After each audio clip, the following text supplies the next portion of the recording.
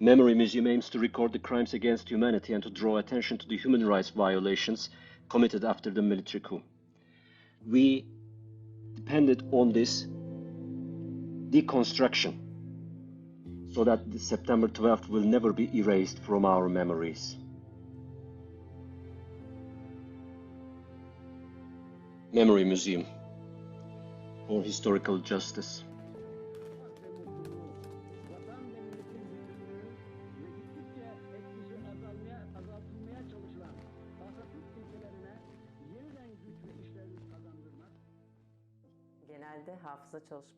In general, in memory studies, you can observe the same thing. This is how I started working in oral history because I was chasing my own background. It goes back to 12 years, 15 years. I was working on something else, but I've heard some pieces of my story. So in order to reveal some unknown parts of history, I broke into this field, and our first oral history book in 2017 and 2018. We have published our second and third books, and then in order to be able to dive deep, we decided to produce a project that would deal with the issue from a wider perspective. A part of this has been completed within the academic structure, and then I tried to develop it further in the institutions that I worked as a scholar, as a researcher. I think it was the summer months of 2020, and Research Institute on Turkey was an institute that I was working in, and we decided to undertake this project as part of their memory studies. When I shared my idea within the institute, people were very excited, and since then we are undertaking this study with a larger team. Our purpose is, first of all, to reveal our family histories, and then there are people facing a lot of problems during their search for rights. And as people who observe these problems, we thought that such a documentation center, such a space for memory would be very important for the country. Turkey is devoid of such kind of dealing with the past practices. When you consider its historical background, Turkey has a lot of wounds, inflicted wounds, but we didn't have a structure that could bring the people into account and deal with the past. That's why such kind of undertakings will contribute hugely. In Turkey, there are a lot of similar studies, but we thought that there wasn't a similar study when it comes to the September 12th, so we decided to bring together various threads, various columns. We wanted to understand September 12th together with its history, and this is how we set off. When I heard this, it created a great enthusiasm, and I still feel very enthusiastic about this. This is also very important for my personal history, but I believe there is more to it. And hopefully, it's going to be kept alive, growing, multiplying. I believe documentation is very important within this context. However, the lived experience could only be transferred to the coming generations if you are able to bring different pieces together. So we can come to some conclusions as people who experienced this and as people who inherited this. I continuously repeated this. Personally, we have been going through something, but there was something bigger. It was something that happened to the entire society. It is the impact on the coming generations. Maybe this study could create an opportunity to have a look at this. In the main collection of the Memory Museum, we have the case files, we have the oral history records, and we have the mementos or memory objects consisting of various elements like letters, ephemeras, photographs. We have this large collection of memory objects. Of course, we have mobilized various resources, and we have been in contact with various stakeholders. One of the most important resources are the lawyers that were in the lawyering practices at that time, journalists, and various institutions and persons. We have been in touch with them in order to bring together all these documents. Oluşan bir bellek nesneleri koleksiyonumuz var. Bütün bunlar için tabii ki çok çeşitli kaynaklar ve çok çeşitli paydaşlarla temas halindeyiz. Önemli kaynaklardan bir tanesi tabii ki dönemin avukatlığını yapmış, bazı önemli davaların avukatlığını yapmış avukatlar, dönemin fotoğrafçıları keza, aynı zamanda gazeteciler ve çok çeşitli pek çok kurum ve kişiyle irtibat halindeyiz bu belgeleri bir araya getirmek için. Dosyalar, arşiv belgeleri kendi içinde çok çeşitli.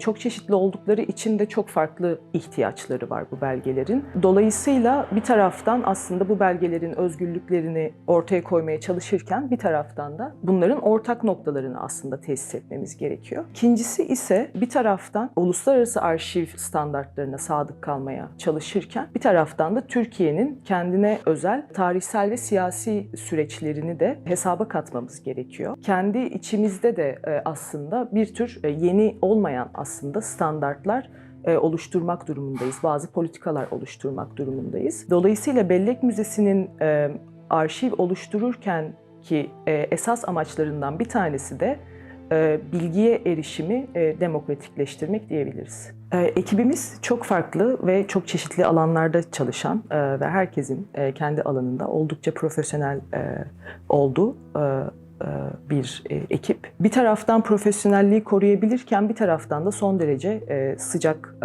olabilen bir ekip, arkadaş olabilen bir ekip. Bunu da çok kıymetli buluyorum ve uyumlu çalışmamızı kolaylaştırdığı ve sağladığı için oldukça önemli. Ayrıca tabii ki kadın ağırlıklı bir ekip olması da bence önemli.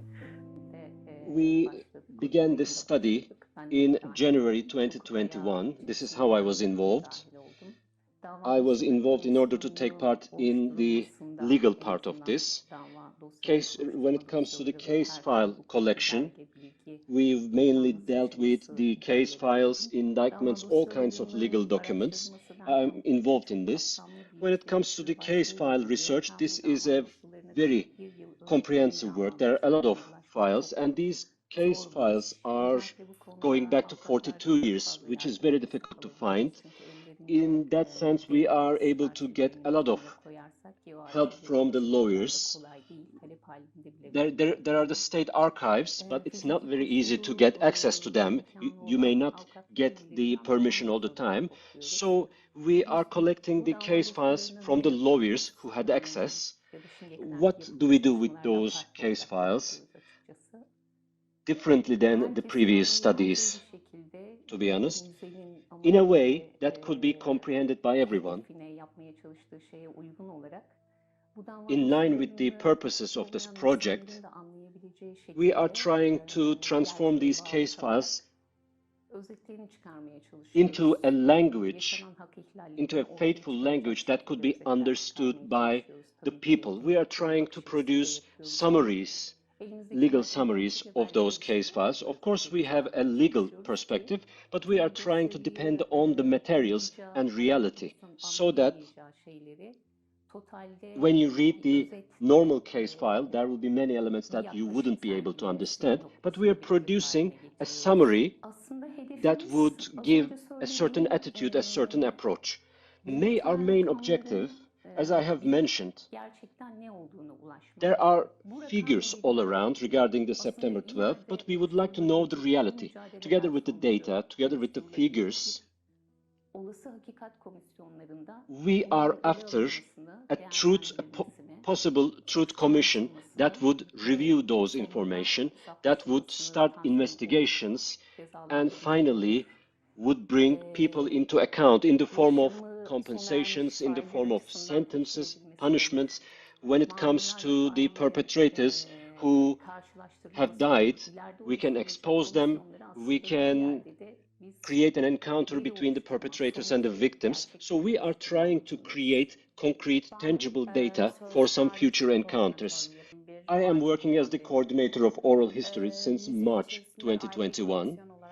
Inside the museum, as a separate collection, we are continuing oral history works from different provinces, but mainly from Istanbul. In 2021, in 2022, we aim to shoot 40 videos. Eylem Delikanlı and Özlem Delikanlı had 2 previous oral history studies, and we have taken some voice recordings from them, in total 20. I am listening those oral history recordings for more than once, and before the oral history study, during the oral history study, and after the oral history studies, I'm responsible for all the activities. I'm conducting the interviews, and later on, I keep in touch with the interviewee.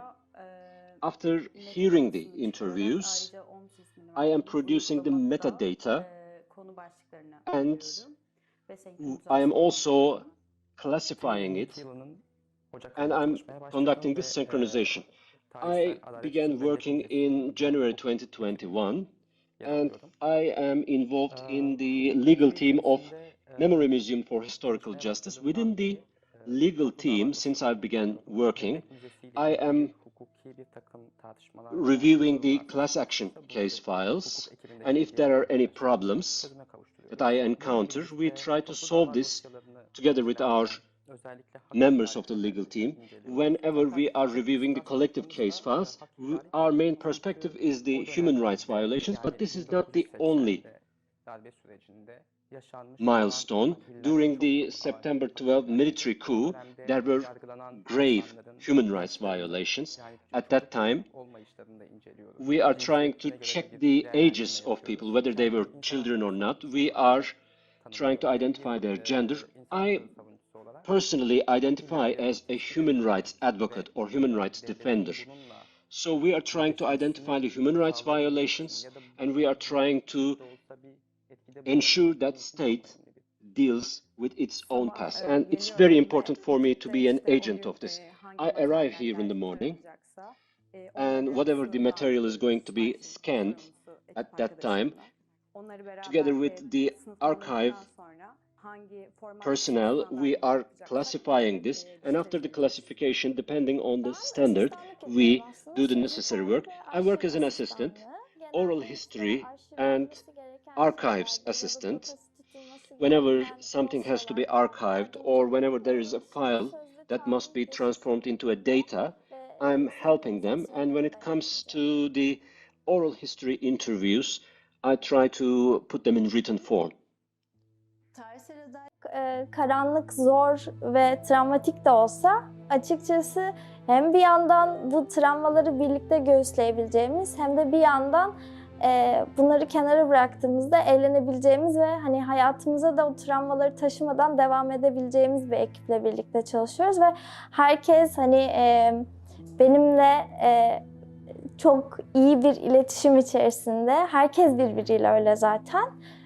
Sadece işte değil, dışarıda da aynı şekilde ve benim için en güzel şeylerden biri bu ekip içerisinde hiyerarşinin hissettirilmemesi. Bu çok önemli. Herkes eşit bir şekilde bir şeylerle uğraşıyor ve herkesin emeği eşit şekilde değerlendiriliyor. Bu yüzden ekibi çok seviyorum.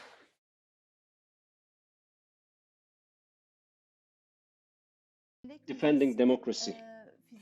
The Memory Museum for Historical Justice has some physical archives, but beyond that, an important pillar, an important physical column of this is the training activities. Under the title of Defending Democracy, we are conducting a different concept in which there will be workshops and trainings.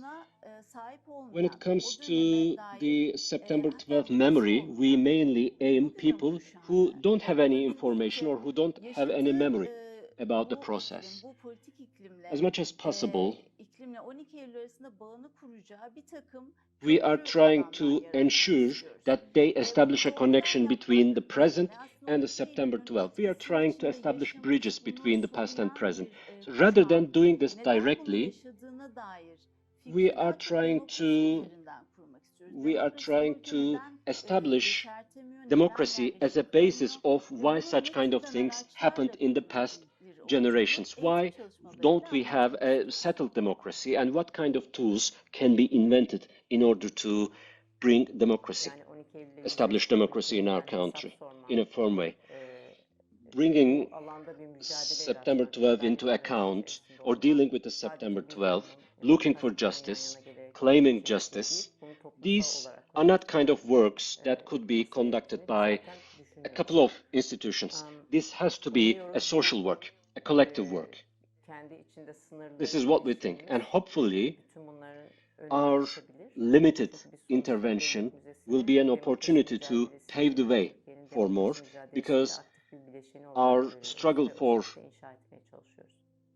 memory is an important element in our struggle for justice. Rather than a museum, I believe this is an attempt to move forward a certain memory. I am a member of the Z generation, and I am experiencing something that I didn't witness, and I'm going to be one of the bearers of the memory. This is how we see ourselves. The most difficult part of the work is as follows, I believe. The witnesses are getting old, and some wounds are inflicted on them.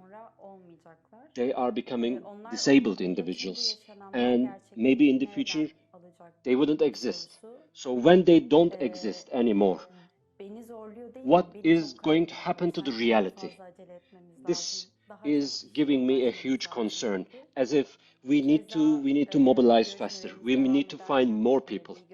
And one of our interviewees was lost, Öncü Doğu Gürsoy. He unfortunately passed away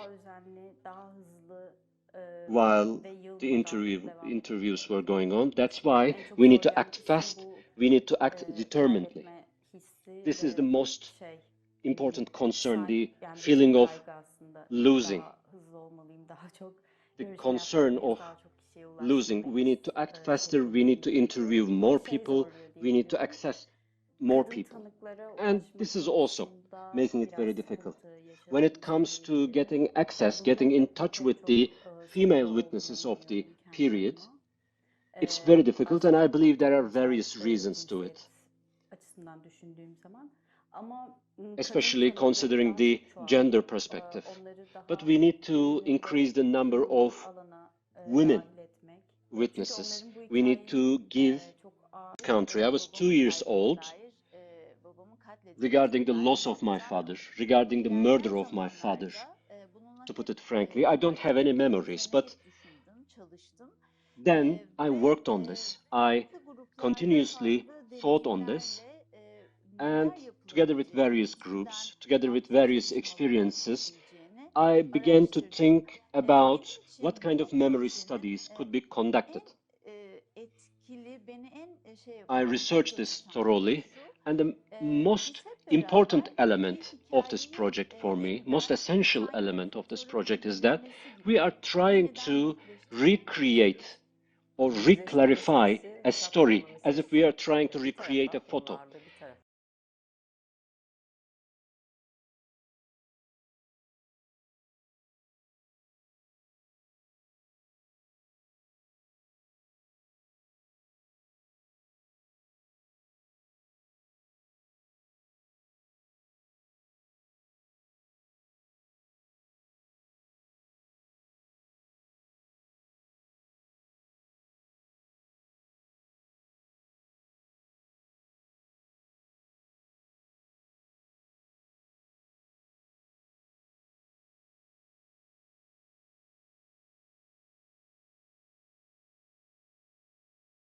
The issue of dealing with the past, or the issue of encounter, may stay aside because there are some more special elements to it.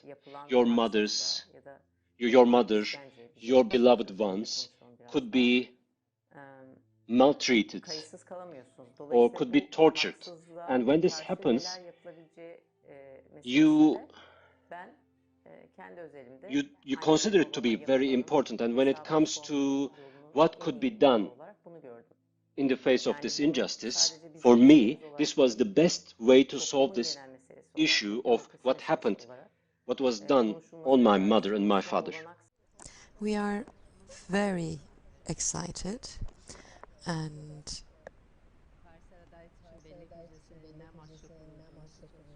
in the video we try to summarize our objective. We would try to introduce our team and what we're striving to do.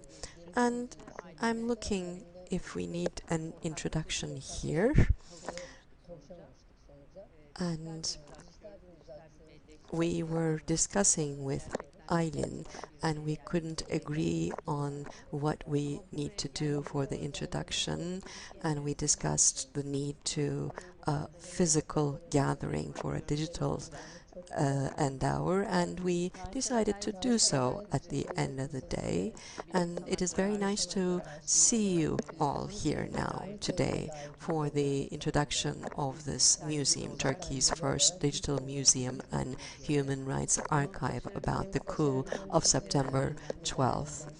And the most important reason for our success in this regard is your contributions, of course.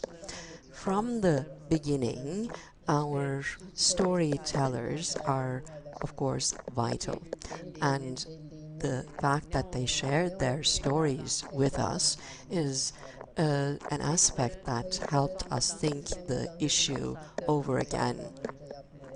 They interviewed with us for long hours, and they re-experienced this for long hours. And they really supported us in our endeavor, and we are thankful in that regard. Of course, many stakeholders, many parties, institutions helped us in this result, and I think with your further contributions, we will continue to gather more stories so that we can allow for a more detailed research to last in Turkey in this regard. So let me pass the microphone. Welcome, everyone. Let me continue from where Eylem left off. Emotionally speaking, and as a generation, we do, of course, prioritize gathering, but we also very much prioritize certain thoughts. Generation Z and our colleagues from that generation and people from generation that was a child around 1978 came together in the team.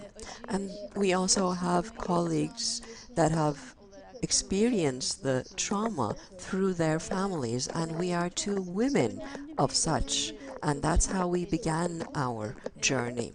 This is very important for us. And what Özlem and Eylem did was an inspiration. Özlem and Eylem Delikanlı were working on the stories of survivors. And from there, we wanted to expand. What did September 12th do to this country? To who? All of these questions and the questions that were remaining were something that we thought about all together. We are a small team, but I think we are quite gigantic, especially in the legal team, in the archive team. We try to do so much, and you will see as you watch. This is something that will grow with your contributions, and we actually need that, and let me leave with that. We are waiting for your contributions. Thank you very much. Welcome, everyone. When I first began, I was very excited because about September 12th, there is no in-depth work in Turkey. And we are thankful to Özlem and Aylin in that regard to begin with. Hopefully, we will never live through those coup issues once again, all those tortures and everything. Everybody is actually living under that umbrella. That coup constitution is still valid, although everybody says they are against it. Therefore, we hope that it will never repeat, and hopefully with this work we will take a further step in democratizing further, which is quite necessary.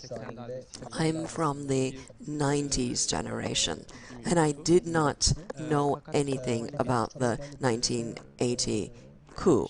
But with this work, I believe we were able to enlighten certain things, and that makes me very happy. Thank you very much. Hello, everyone. In this venue, there are many who I love, respect, and know for a long time, and it is a pleasure to be with yourselves. Thank you for coming. As a part of this work, it has been meaningful for me to be here. And maybe with one sentence to summarize what I think about this work, then I can say, I think, that this museum of memory is a call to remember from my generation, because something has been injured, and if that hadn't happened, what would this place be like? We want parties to think about that. We all think we know about it a little bit.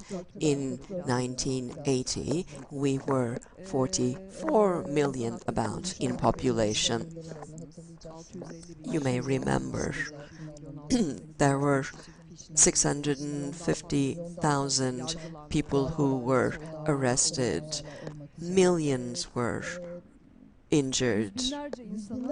Hundreds of thousands of people in this republic from all corners of the country were apprehended like fish, and they were put together in jails, they were tortured, they stayed in jail for 90 days without indictment and then brought back for another 90 days, and they were subject to the worst tortures. Some were even killed, and some were not even heard of again. Think about that. And think about the imprint, the gigantic imprint that could create this coup, this intervention. That's what it did. Therefore, this kind of work is very important, and in that regard, we can understand the objective here. And we are all trying to contribute here from what has been already done, and we would like to carry that further. Humbly carry on that further. In jails, there were courtrooms that were established, and the case files were disregarded.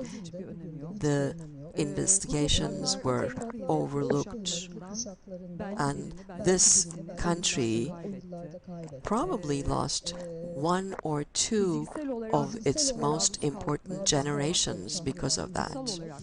Physical torture, emotional injuries that were submitted, and a big portion of those people resisted, they held on, and they went on they continued on their journey.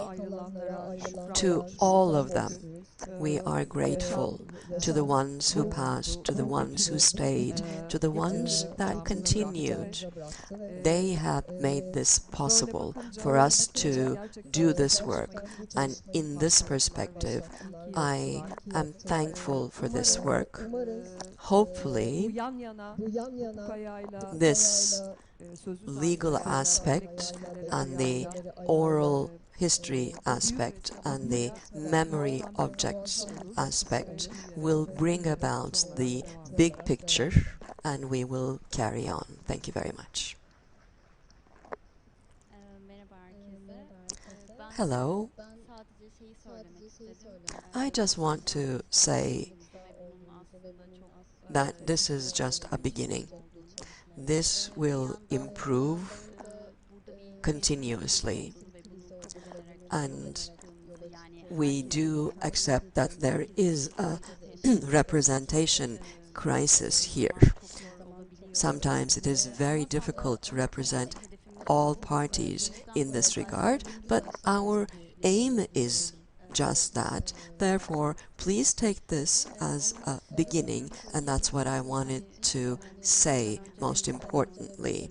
Apart from that, before the museum and after the museum, I am a totally different person, individually speaking.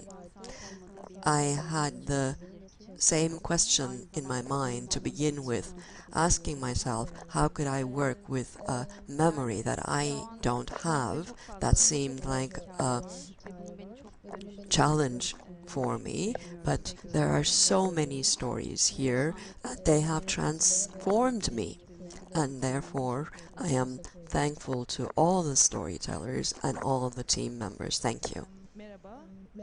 Hello.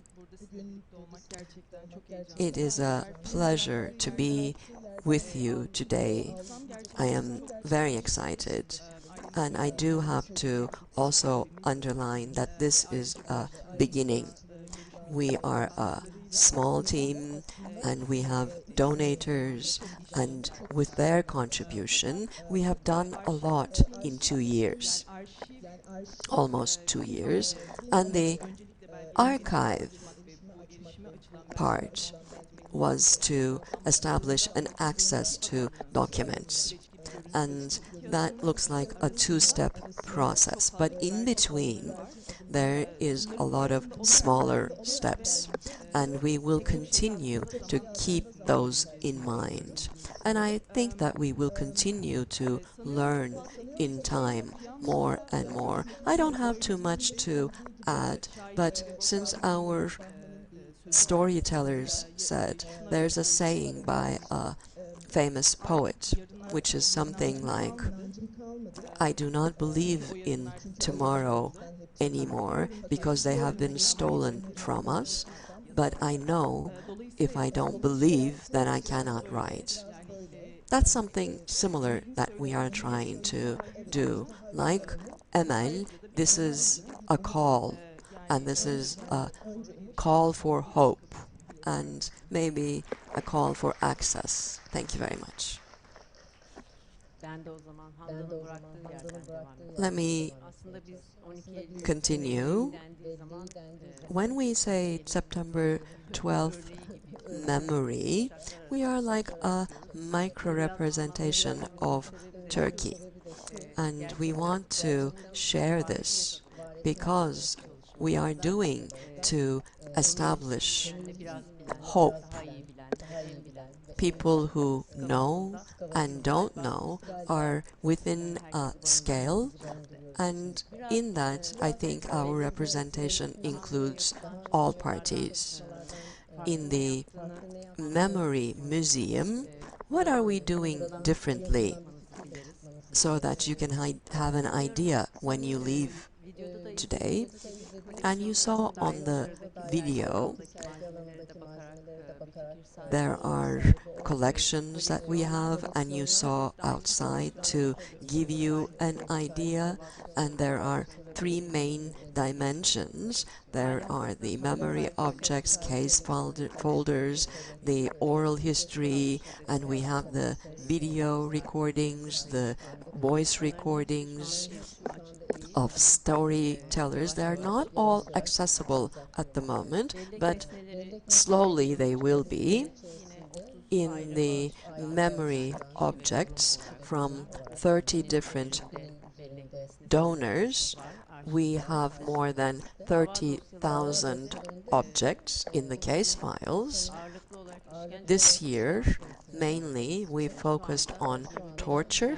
Therefore, we have 25 case files in our collection that we are looking into. By the end of this year, we will have collective case files which we will make accessible. And what's the intention here? In the Museum of Memory is not a physical space. It is a museum that we have dreamed of digitally. And we have brought together all the collections that we could think of in this environment to make a museum of memory. And we didn't want to do this physically, we did it digitally, and the digital aspect has certain advantages. What are those? There are certain collections, and the data there are able to correspond with each other, and they can tell us more about September 12th. And in Turkey, September 12th and the torture issue, we look at the data to see what it tells us. So when we began, we wanted to identify the torture locations in Turkey and the methods. And on this map, we have the first torture map of our country. And this is based on a database.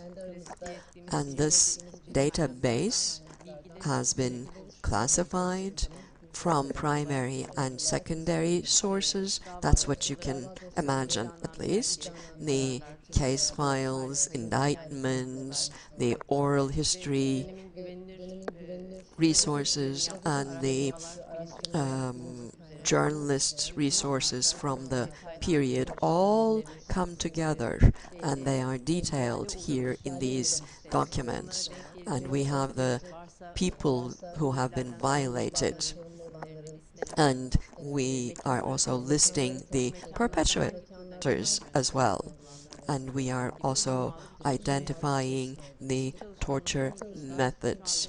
And as a result, at the moment, we have a 13,000 list, and the 5,000 of them have been verified from the primary sources. For example, you click on Istanbul, looking at a jail, a corrections facility, for example, Metris, military facility. And here, according to the data, we can verify that 320 were violated.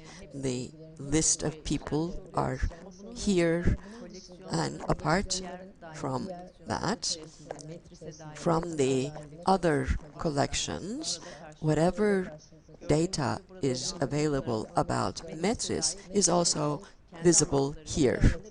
These storytellers, for example, mentioned Metris, and memory objects also have pictures maybe about Metris, and these all reflect to this point as well. And what are we trying to do here? Torture was a systematic method back then by the coup, and we are trying to verify that. This information is public. You can access them individually, but the data coming together, we believe, create another picture. And the data here gives us that possibility of integration. And the oral history, important characteristics, and as you know, most of you are storytellers, they include long interviews from 1 hour to maybe 6 hours, and researchers will be able to access them. The videos, sounds could be listened, but getting data out from that could be challenging, and therefore we looked into the metadata synchronization. And with that system, the interviews were put down to writing, and therefore this could be used in research, in other research, more easily. For example, this is an interview from Bülent Forta. You can search Matthew, the word, and you can find the points that he mentioned, incidents in Matthew, the Middle Eastern Technical University. And yes, you can also listen and watch the video, and you can jump to that exact point where the university was mentioned. And these are all, again, communicating with all the metadata in the other sections that you have seen. So we're not just putting them down into writing and down into archives, we are also relating them with each other, and we are coming up with possible search keywords, important figures, what kind of possible case files could be important, the tortures, and when you click on them, you see all that information in the museum. So, the more archive material, document material, picture we can access, the system can be improved more in that regard. The breakdown of the coup, the arrests, the tortures, 600,000 people that were subject to that, 30,000 people were exiled from citizenship, all will come together and communicate with us in their information. Therefore, please continue to contribute. So let me stop there, and maybe my colleagues would like to also make additions. Maybe very shortly I can mention the memory objects. September 12th, we can take it from this point, I think. From 1960, May 27th was where we began the timeline, and we came up to 1991, the struggle against terrorism legislation. And we are looking into the depth of that period. We take September 12th to be a period, and it's a process. And yes, one focus for us for September 12th is torture. That's one aspect. But apart from that, after that, the social activisms, family structures are also things that we need to look into. What happened back then?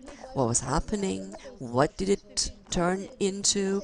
Are also issues we are trying to identify. We are not just a documentation center. We are coming into a point like Eylem described, where we can integrate everything with each other. The memory objects, the oral history, and everything, all the data all the contribution that we receive, all the archive, they are transferred into the metadata.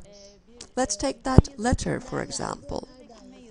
Who wrote it? To who was it written to?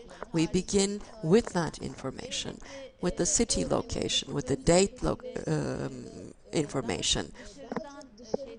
And we collect all that data, and we take the letters from jails, but we also look at letters to jails. Therefore, we have a collection of letters, pictures, and there are other objects we call a more larger collection, where people who experienced this period, their families, what were they able to preserve and what could they not preserve, are actually also visible in terms of how harming that period was. And I want that to be understood. And maybe I can also mention one more thing, and Handan can elaborate. There are, of course, a lot of very important archive work that have been done until now. Of course, we cannot disregard them, and we respect them highly as well. But we also need to underline a but here. Institutions, as long as they don't share their archives in this regard openly, they take a political position, and we believe that this is worth discussing. We've experienced and understood that very well as a team in these 2 years. What is inaccessible is an important indicator. That ownership of documents, what kind of rights are assumed, are also things we believe are worth thinking and discussing on. And we are insistent on that. The museum is open to contribution from everyone, from lawyers to journalists to witnesses. Everyone can benefit from this resource to build the hope, and we are decisive. We will not give up, and hopefully we will continue with your contributions. Maybe I can make another addition, is that we work with highly sensitive data, of course, and we are creating a democratic area for just access to all. But it is highly sensitive data, and there needs to be highly sensitive balances which we need to look out for. From the contributor's side, from the donor's side, from the visitor's side, we are responsible to all these parties. Therefore, our donators, in that donation process, let me say, they have authority, significant authority. Where, to who, what. If they don't want to share that, the donator, about the documents, about the stories, and if they want to monitor what is being done about these, we give them that opportunity. That's very important. Thank you very much, Handan.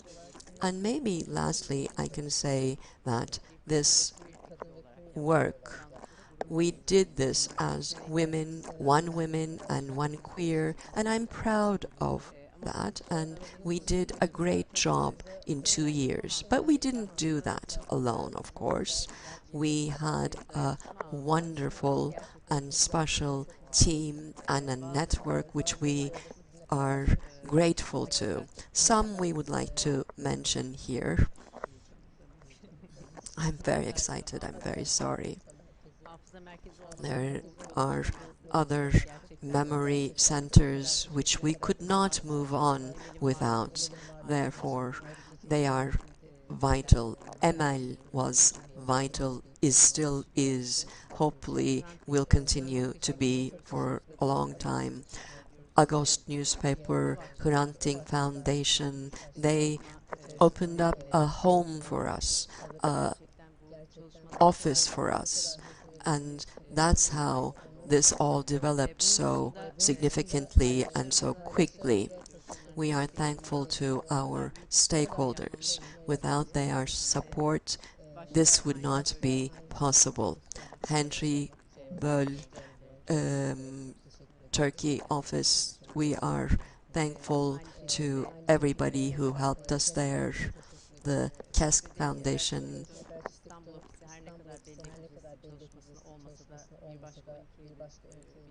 We have other parties who have supported us in other 12th of September work, maybe not the museum, but in other means as well. I think in this area we established very special relationships.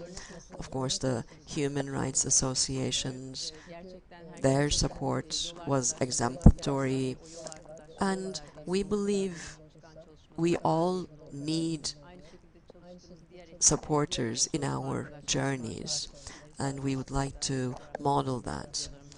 And everybody who has contributed to this event, even everybody who is behind the curtains, we are thankful to our consultants, to our donors, our lawyers. Without them, we could not move on. And Çayan Demirer coming here today, thank you very much. Shared an important collection. Hopefully, together, we will do even more, and we will face September 12th. Thank you very much. That's all from me. Thank you also. And let me give the microphone to Rabia, and maybe she can say more, I think. As an archive expert, I would like to say something that we learned. Archives are the memory of people, and I heard that throughout my education. Thank you for that. It has been so valuable for me, and thank you for allowing me to be a part of this team. You allowed me to see that history. I lived that now, and I'm thankful to my professors. Thank you all very much.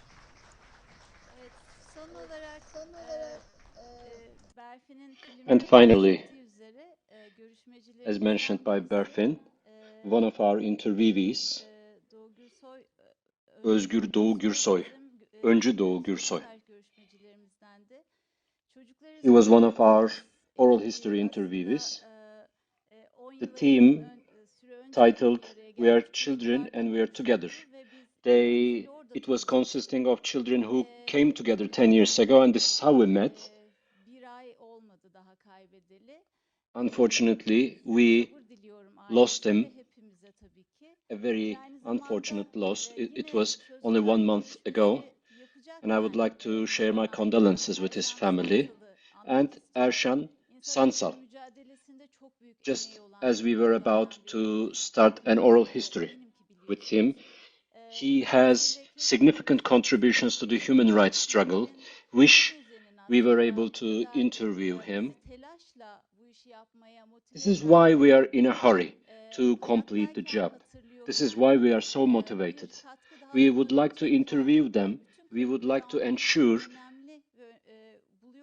to collect all the recordings while they're alive, while they still remember, while they still can contribute. And hopefully, as best as we can, we would be able to draw a true picture, faithful picture. Now we can proceed with the cocktail. Thanks very much for coming.